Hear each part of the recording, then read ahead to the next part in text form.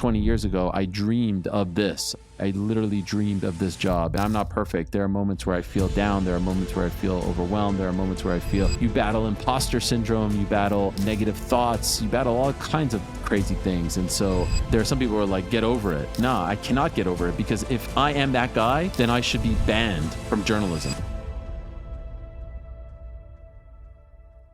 The value of our reputation is very important, and how far we're willing to push the line in order to keep our integrity one way or the other speaks volumes of our character. Today, you're going to meet someone who does a great job of sticking to his values, maintaining a level head amongst all the chaos, managing his emotions and his professionalism in ways that very few journalists and creators are doing on the internet these days. I'm so hyped to welcome to the show Mr. Ariel Helwani. How are you today, sir? I'm doing great. Thank you for that nice intro. I appreciate the kind words, and great to finally be on. I've been trying to get on the show for a while, and you're so busy that you keep rescheduling me. So I'm happy that you made some time. Thank you. Oh, it's my pleasure. It's my pleasure. I mean, it's not like I'd pass this up for anything else. So I think a prime place to start, a topic that we kind of went back and forth about, and I'm curious your take on, is burnout. How do you manage your burnout? What are you doing for you to keep yourself and your cup full? Yeah, that's an interesting one, because, I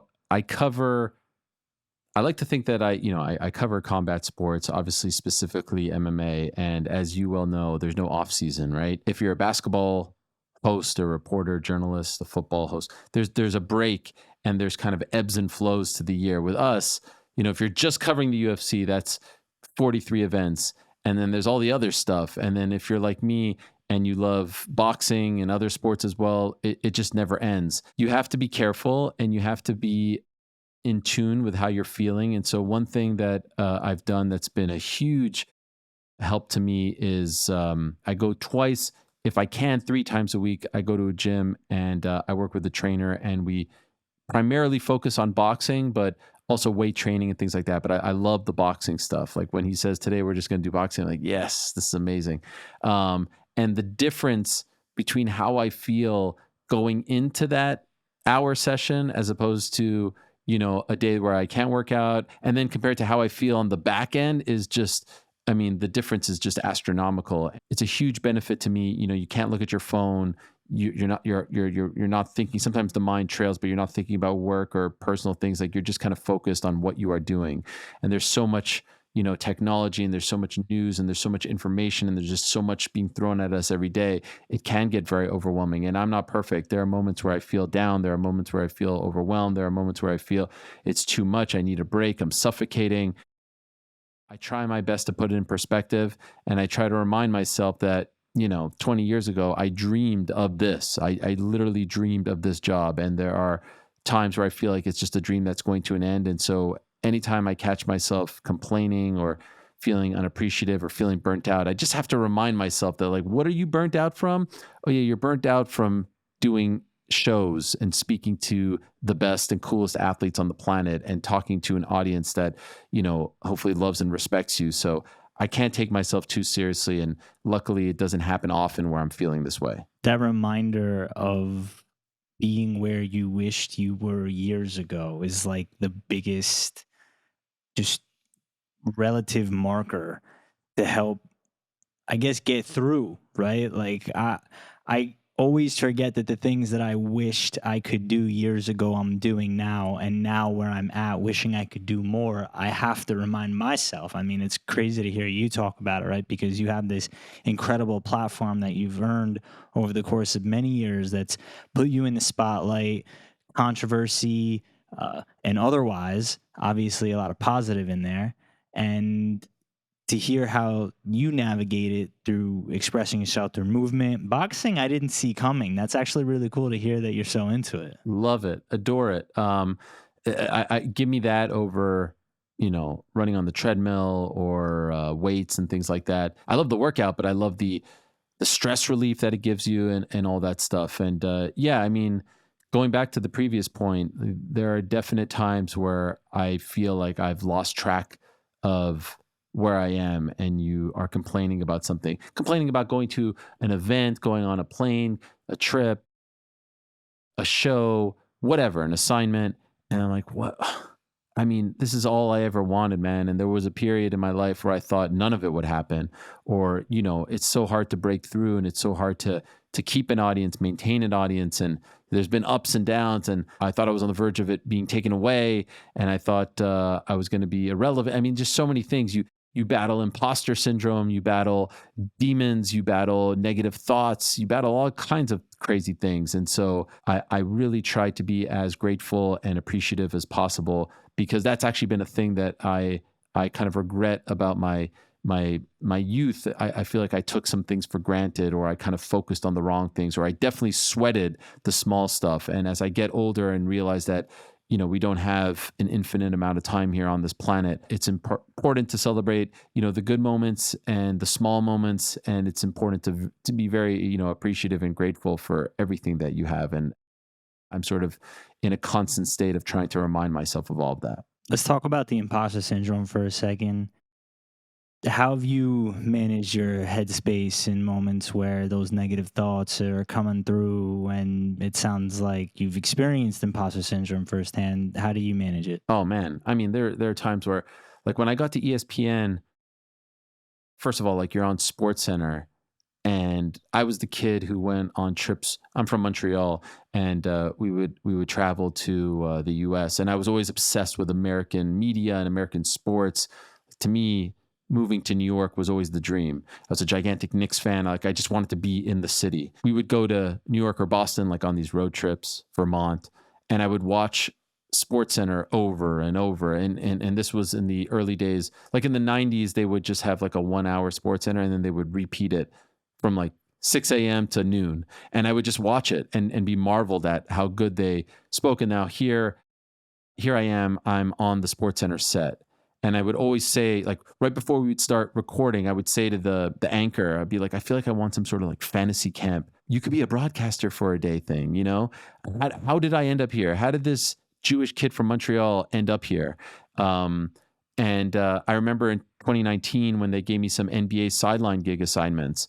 And there I am with Mike Breen, the voice of the Knicks, the voice of the NBA, Jeff Van Gundy, the head coach of the Knicks, who I adored as a Knicks fan growing up, and me. Like that's the broadcast team. In the hotel, we were in New Orleans, 2019, October of 2019. I'm sitting there. I'm like, I am a fraud. I should not be here. Why am I here? How did I end up here?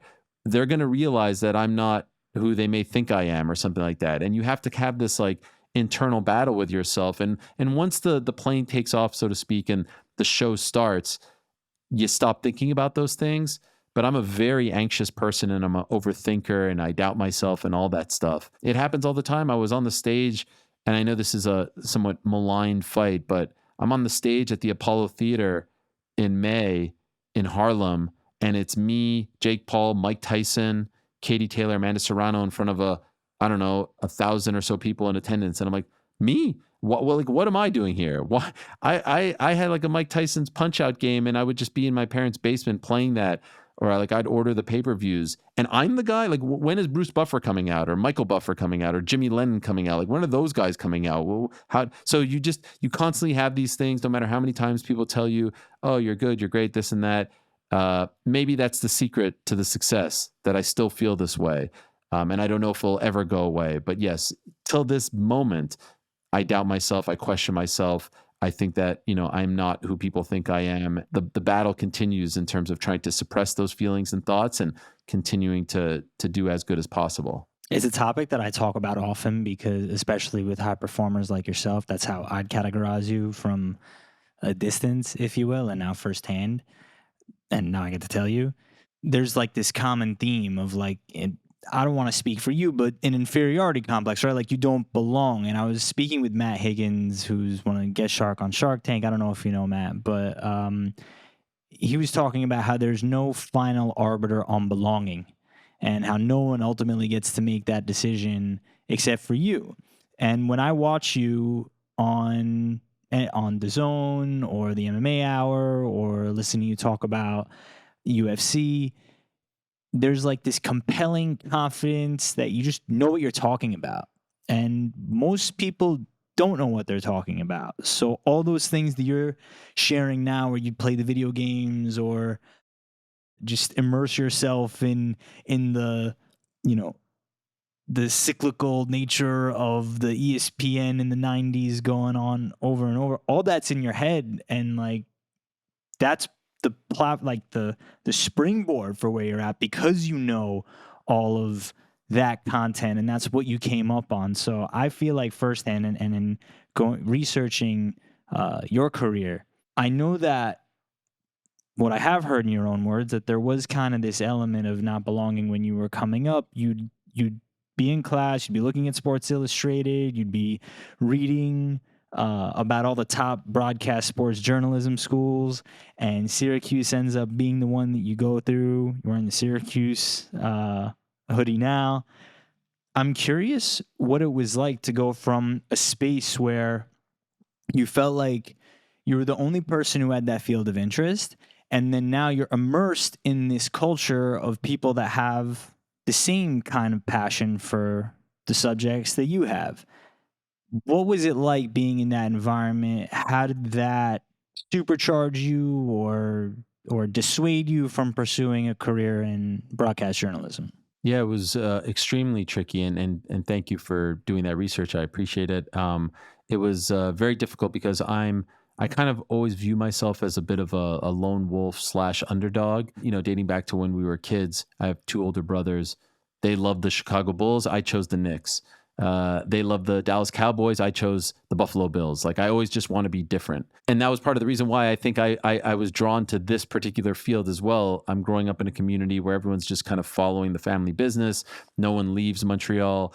You know, you do the typical jobs, which are all very, you know, impressive in their own right. I'm not trying to put them down, but nothing off the beaten path, so to speak. And I always wanted to be different. But then I get to Syracuse finally, and I'm actually now like more people than I'm not. I'm not that different. Everyone has the same type of dream. And there was some sort of feel like I felt like I was in kind of like a country club where everyone was very hoity-toity with their deep voices, and they were all put together very nicely. And I'm just not that kind of guy. And so that's when very early on, in addition to being a fan of all the traditional sports, I was also a huge combat sports fan, wrestling, boxing. And at the time, there was this thing called the UFC, which wasn't, you know, even 8 years old. But I loved it. I would go on the websites. I would get the pay-per-views when I could. I would read about it. I would go on the forums, all that. And I told my parents, like, this could be my thing. This could be what differentiates me from everyone else. I dabbled with the student stations. That's a big thing at Syracuse. And they make you go through this process to where you too can one day be the Bob Costas of whatever world you're dreaming of. And I dabbled, and it just wasn't for me. And so I went to like the super, super indie student station that was in the basement of the student center in the middle of the campus. And I just kind of, you know, the way you get a show on that network as opposed to like a whole process, you just got to you got to get there first and put your name in a slot. And I just put my name on a Saturday morning slot, and I did a combat sports show that no one listened to except for my mom and sister. And it was exactly really the show that I'm doing now in many respects. Like I would reach out to fighters, I would reach out to journalists, I would reach out to personalities via email or MySpace. They would reach back out, and I'd have a couple of them on, and it really is kind of the same show that I'm doing now in many respects. And so that was the thing that made me feel different. Then as I continued to progress in my career, MMA was still that different thing, different thing, different thing. And so even though I always had the dream of being known as much more than just an MMA guy, it ended up being this thing that I truly immersed myself in. I truly fell in love with. And the fact that it was kind of the little engine that could, this underdog, really spoke to me. And, you know, the fighters are that in many respects as well. And I think that created a connection with us too. And so it just ended up being sort of a perfect fit. I like how you identify with the people that you get to cover. That's like a really cool element, like a relatability to it. In that spirit is you ask tons of questions, obviously. It's nature of what you do. What have you found to be vital, important, key in not necessarily just a good interview, because I think I've heard other content on other podcasts of you talking about what makes for a good interview, knowing your subject and the like, but for a compelling question, for you to really touch on the emotion that the audience is going to feel, or that maybe you want them to feel, and I have a follow up on that. How do you define a compelling question? There's a lot that goes into it, and it can't just really be a standalone question because often to get the best stuff, you have to build towards it, and so it's like a series of questions, body language, tone. The biggest thing for me is to show empathy. You know, especially if you're talking to someone who's going through a tough time, like it can't feel robotic. It can't feel like you're just rifling off things just to try to get to the meat of how they're feeling. Obviously, listening is key. Asking follow ups, key. Short follow ups are key. Sometimes the most, simple questions are the best ones. Why? How did that make you feel? What happened? And then what happened next? And could you elaborate on that? And what do you mean by this? Those are the best questions. Like a couple of months ago, I had CM Punk in studio, and this was a really big interview in the wrestling world because he hadn't talked about his departure from a group called AEW, and then he went to WWE. And a lot of people wanted to hear from him. And my approach in that interview, and it's the same approach that I always have, is like, this isn't about me. This is about him.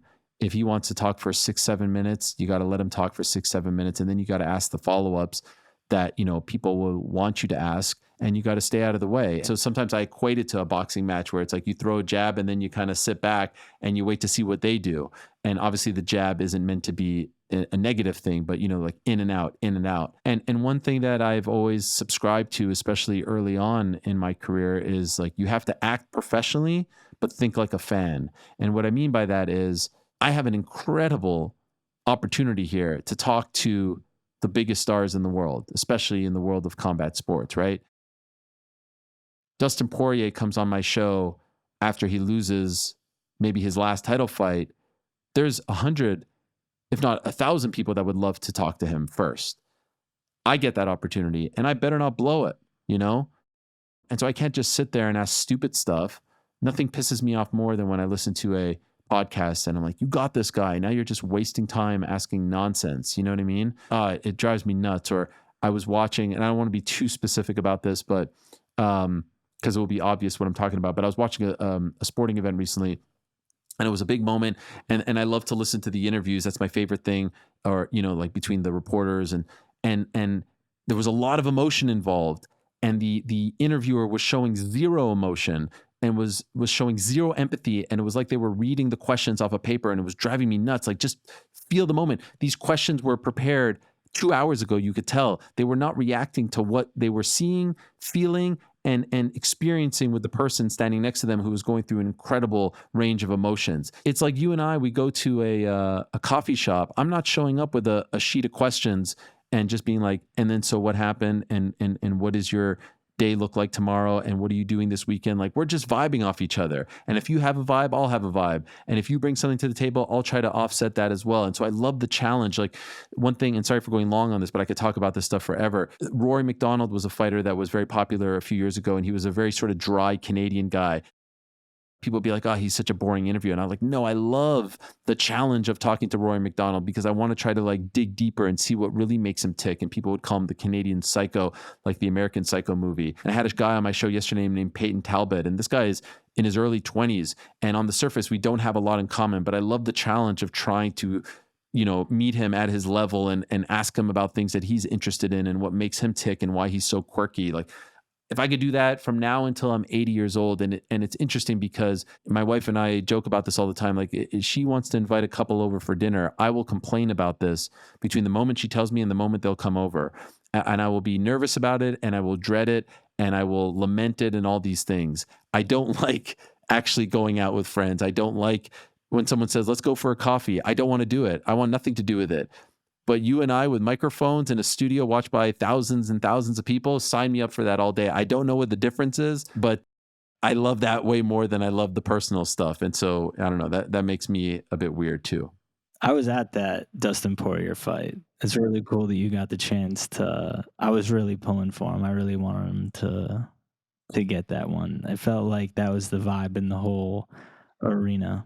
but it's really cool that you got to talk to him first. And then in terms of how you feel about getting together with people, I'm 1,000% on the same stage. Also when it comes to fitness, I love to train. I'm a runner, we could say also. And so like I'll run for an hour or two, but like to walk across the hall, it's like, oh my God, like forget it. Like I don't want to do that. The follow up in terms of how you develop and cultivate this emotional connection is that your audience is consistent over the last few years that I've come across your content. And I've heard you talk about it, but I'd like to delve into it a bit more. The emotional connection that you develop with the audience. You just mentioned, even now, you were talking about placing yourself as a fan.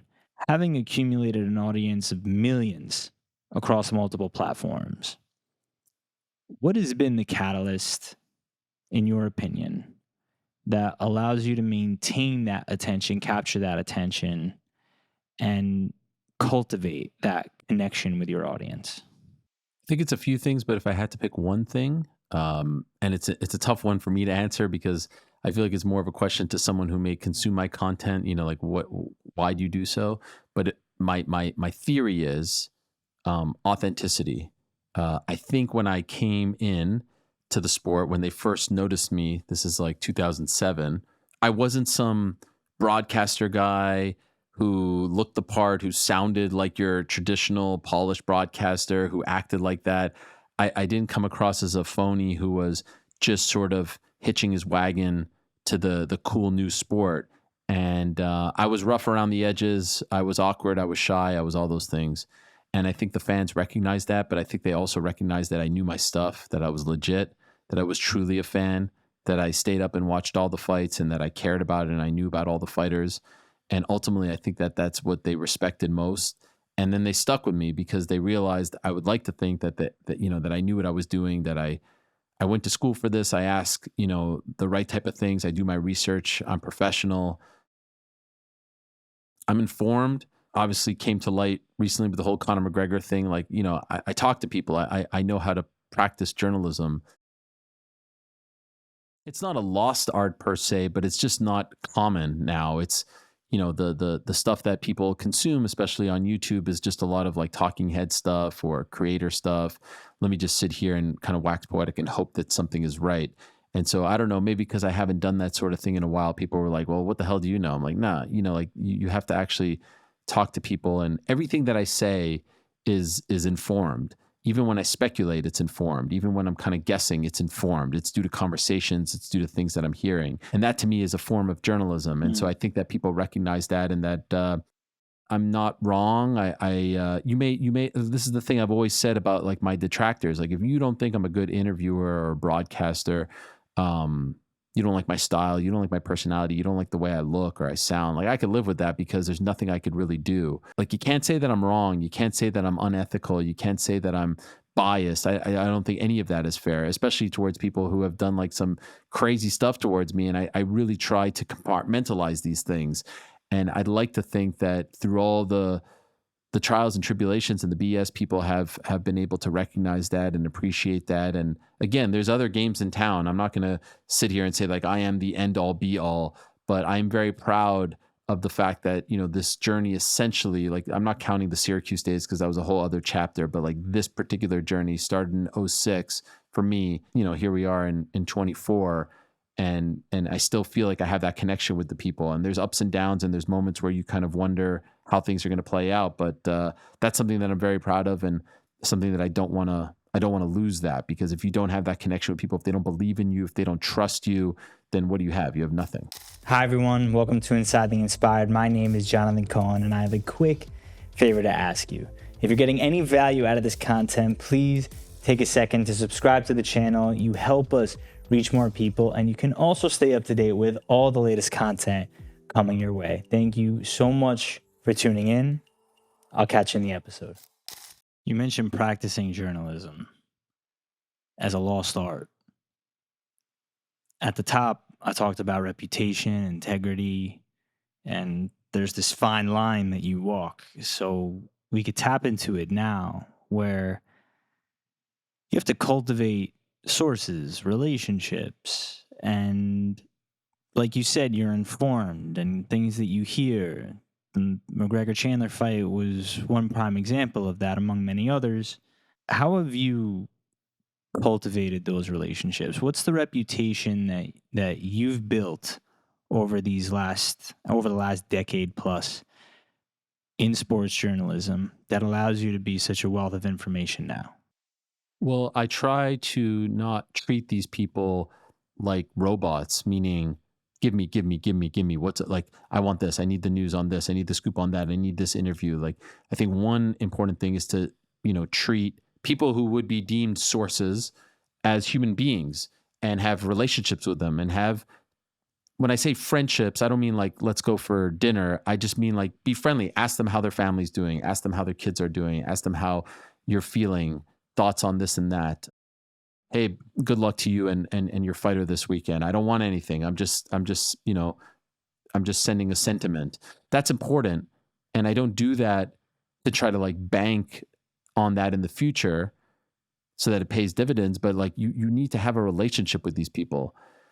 Another thing is they have to trust you, because a lot of the conversations are off the record. Hey, this is in the works. Like, I mean, there's a litany of things that I hear about on almost daily basis that I never touch, that I never talk about, that I never report on.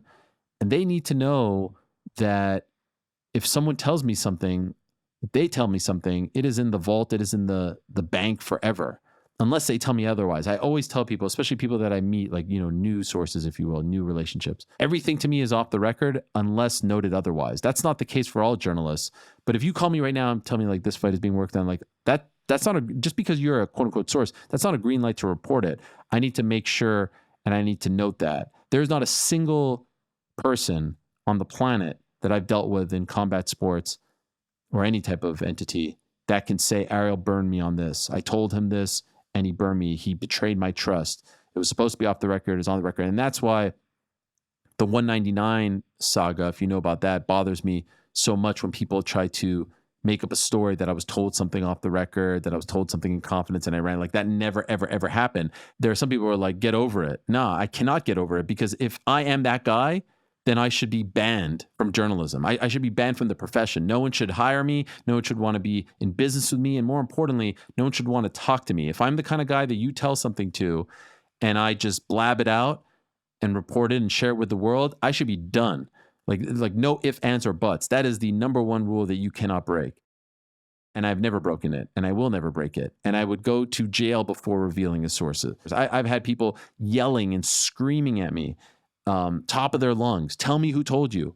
I will not do it. I have people threaten me. I will not do it. And so they need to know that as well. And I think they do.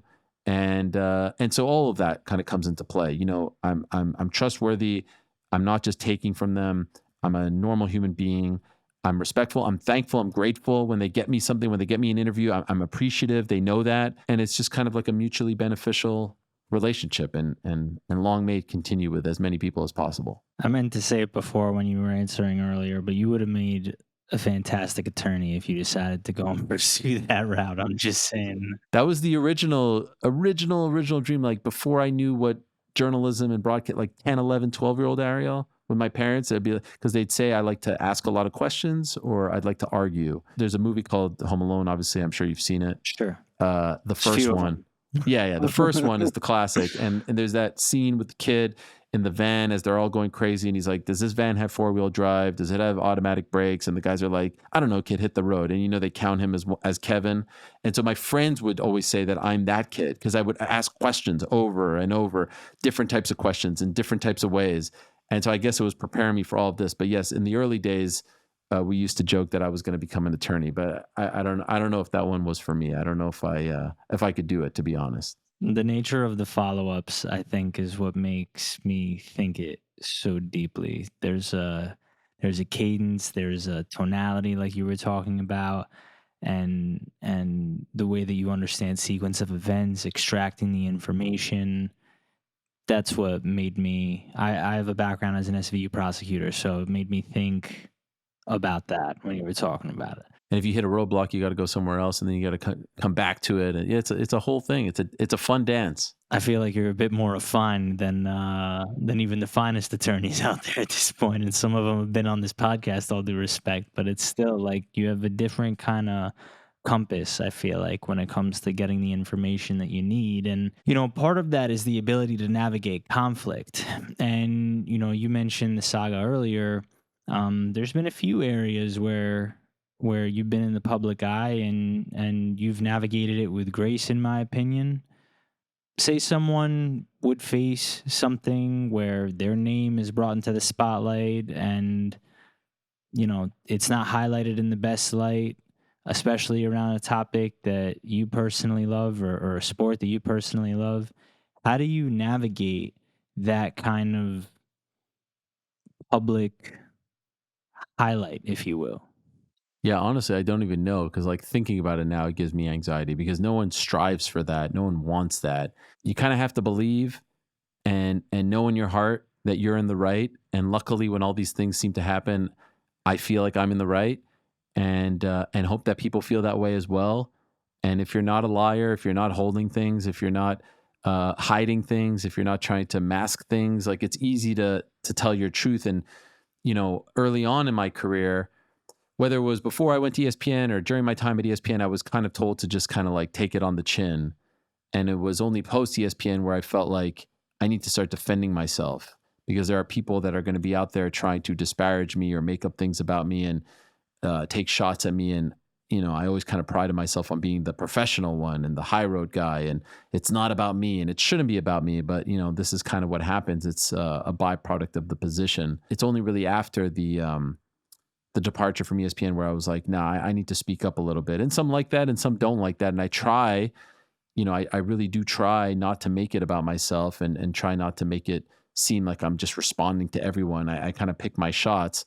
But it's not easy, man. Like when I started, I had super, super thin skin, very self-conscious, very worried about what people think. It's not normal to like go online and see people talk crap about you and they don't even know you. It's just not, it'll never be a normal thing. Really early on, I did an interview with Forrest Griffin. This was probably 2008, and we were at the Extreme Couture gym, and it was just an awful interview because he kept interrupting me and like hitting me on the back, and he's just kind of an awkward guy. That was his vibe. And people were like, this is the worst interview ever. Who is this guy? He sucks. Da, da, da. I'm like, man, what have I done to upset these people? Why are they so mean?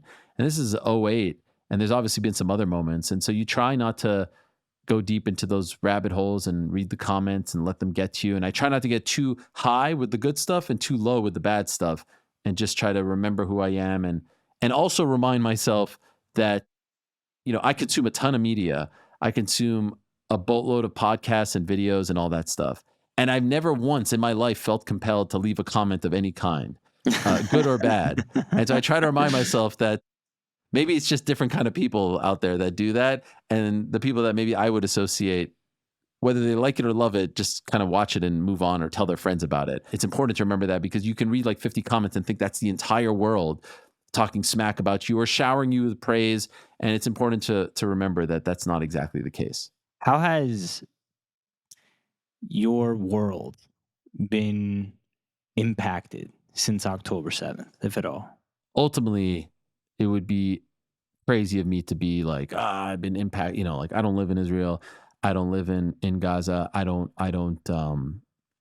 serve. I don't do any of that. So like ultimately I would never try to equate anything that I'm feeling internally to what they are experiencing and having to deal with. That being said, I'm very, very proud to be Jewish. I'm very proud to be a supporter of the state of Israel. I'm very proud to be a supporter of the notion that the state of Israel has a right to defend itself. I adore Israel. I was just there in August. I went to a Jewish day school. My kids go to a Jewish day school. These things are very important to me. I put my tefillin on every morning. I don't brag about it. I don't talk about it. When someone asks me like, who are you? What are you? The first thing always that comes to mind is Jewish. That's kind of, what I've been sort of brought up with. My family's from the Middle East. My parents came from Lebanon and Egypt. They had to escape due to anti-Semitism and come to Canada. And they have crazy stories in their own right. And so like I kind of grew up with all this. I never thought we'd live in a time where being anti-Semitic was just okay. and people are just kind of masking their displeasure with Israel. They do the whole like, oh, I'm just anti-Israel, anti-Zionist thing, when we all know what they're really doing and how they really feel about Jews. The stuff that we see on a daily basis is abhorrent and it's mind-blowing.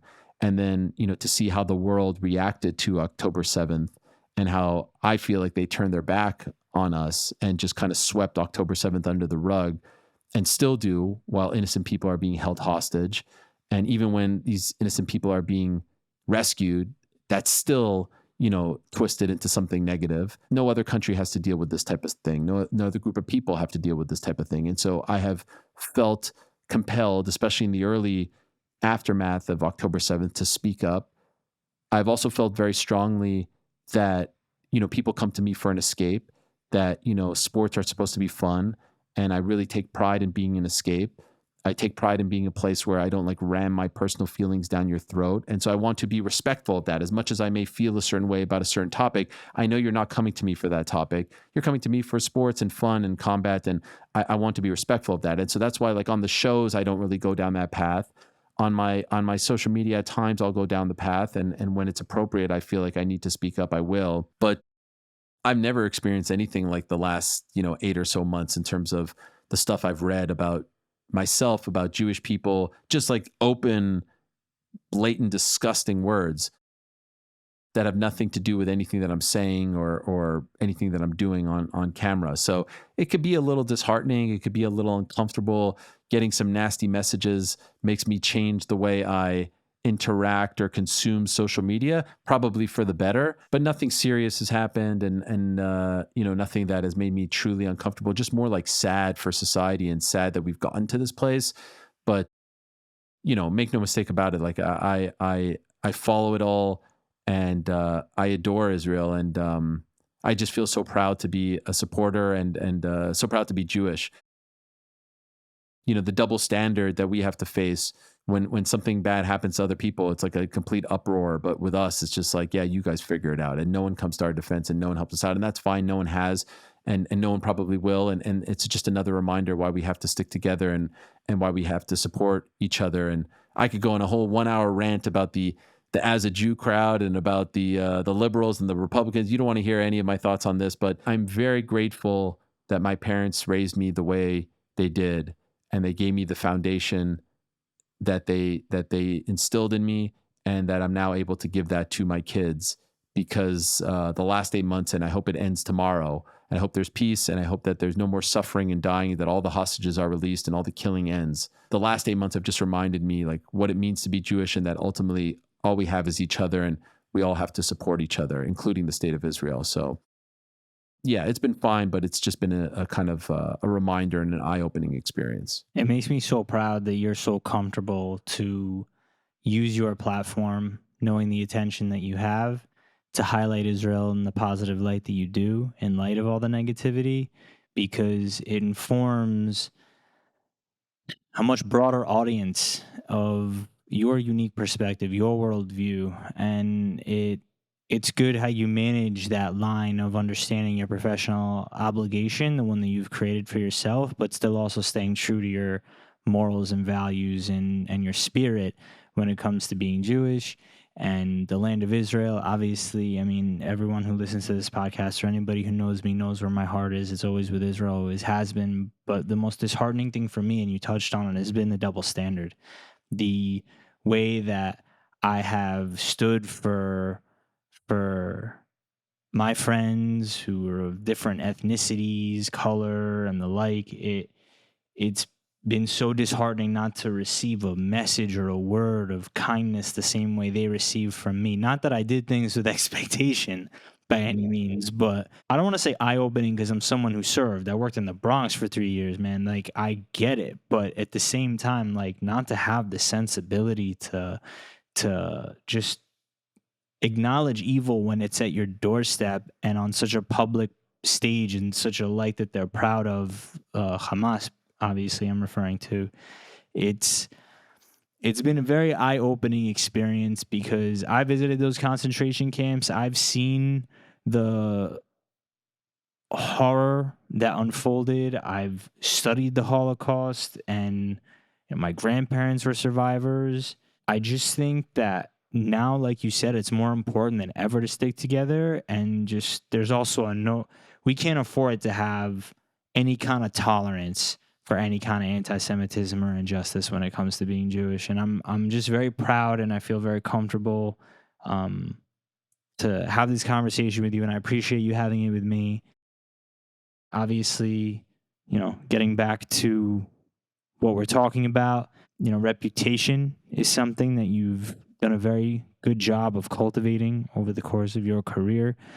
Like I outlined, you stay true to who you are, your morals, your values. When it comes to holding your reputation and respecting time, I've noticed that your interviews, unlike this one, are maybe around 20 minutes. Could you explain some of the philosophy behind that? Yeah, I mean, like early on when I would reach out to people via MySpace for my first website, jerrypark.com, I was always so thrilled when someone would write back to me.